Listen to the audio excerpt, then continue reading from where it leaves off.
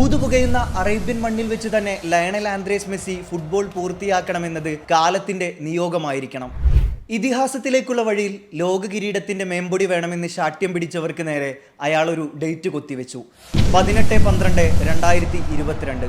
ഊതുപുകയുന്ന Arabian മണ്ണിൽ വെച്ച് തന്നെ ലയണൽ ആന്ദ്രേസ് മെസ്സി ഫുട്ബോൾ പൂർത്തിയാക്കണമെന്നത് കാലത്തിന്റെ നിയോഗമായിരിക്കണം. കാൽപന്തിനെ കവിതയാക്കി ഈ ലോകം വെട്ടിപ്പിടിച്ച ലിയോക്കിന്ന് 38ാം പിറന്നാളാണ്. ഈ 38ലും മഴവില്ല് വിരിയിക്കുന്ന മജീഷ്യന്റെ കഥ ഇപ്പോഴും ലോകത്തെ സ്വാധീനിച്ചു കൊണ്ടിരിക്കുന്നതാണ്.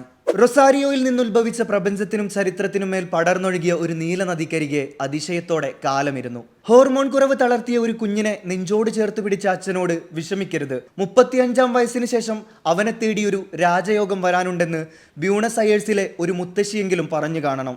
മൈതാനത്തിന് പുറത്തയാൾക്ക് അതേ ദിവ്യദൃഷ്ടിയുണ്ടായിരുന്നെങ്കിൽ തുടർച്ചയായ 2ാം കോപ്പ അമേരിക്കയും കൈവിട്ട കറുത്ത രാവിൽ അയാൾ അങ്ങനെ നിന്ന് കരയില്ലായിരുന്നു. നീലയും വെള്ളയും നിറമുള്ള ജേഴ്സി യൂരി അകലേക്ക് നടന്നു നീങ്ങില്ലായിരുന്നു. വീണ്ടും ഒരു ഉൾവിളിയുണ്ടായതും തിരിച്ചു വന്നതും മറ്റൊരു നിയോഗമായിരുന്നു. എല്ലാം നേടിയിട്ടും രാജ്യത്തിനായുള്ള കിരീടമെന്ന സ്വപ്നത്തിന് കാതങ്ങളേറെയായിരുന്നു. അജയ്യനായി യൂറോപ്പിനോട് വിട പറഞ്ഞ് അമേരിക്കയിൽ പന്ത് തട്ടുന്ന ലിയോ 38ാം വയസ്സിലും മിന്നിത്തിളങ്ങുകയാണ്. ഈ പ്രായത്തിലും പതറാതെ പിഴയ്ക്കാതെ കാൽപന്ത് കളിയിൽ മുഴുകുന്ന ലിയോ അമേരിക്കയിലേക്ക് ചേക്കേറിയത് മറ്റെന്തെങ്കിലും ലക്ഷ്യം വെച്ചുകൊണ്ടാണോ എന്ന് ഒരുപക്ഷെ നമുക്ക് സംശയിക്കേണ്ടി വരും. കാരണം 2026 ലോകകപ്പ് നടക്കുന്നത് അമേരിക്കയുടെ മണ്ണിലാണ്. ആ മണ്ണും മനസ്സും അയാൾക്കിന്ന് കാണാപ്പാടമാണ്.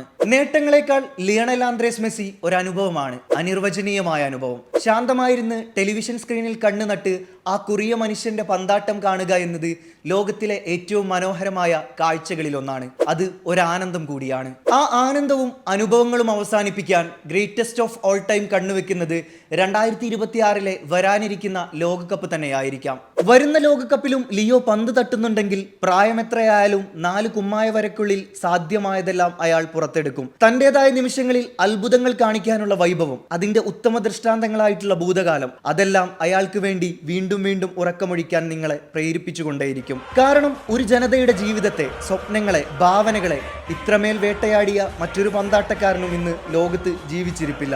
തോൽവികളിൽ തളരാത്ത മനുഷ്യർക്ക് വേണ്ടി, ഓരോ പുലരിയും പ്രത്യാശകളുടേതാണെന്ന് വിശ്വസിക്കുന്നവർക്ക് വേണ്ടി, പച്ചപ്പുല്ലിനു മുകളിലെ ഈ തുകൽ പന്താട്ടക്കാരന് വേണ്ടി ഒരിക്കൽ കൂടി, കുറച്ചു നാളുകൾ കൂടി നമുക്ക് പ്രതീക്ഷകളുടെ തുകൽ കൊട്ടാരം പണിയാം.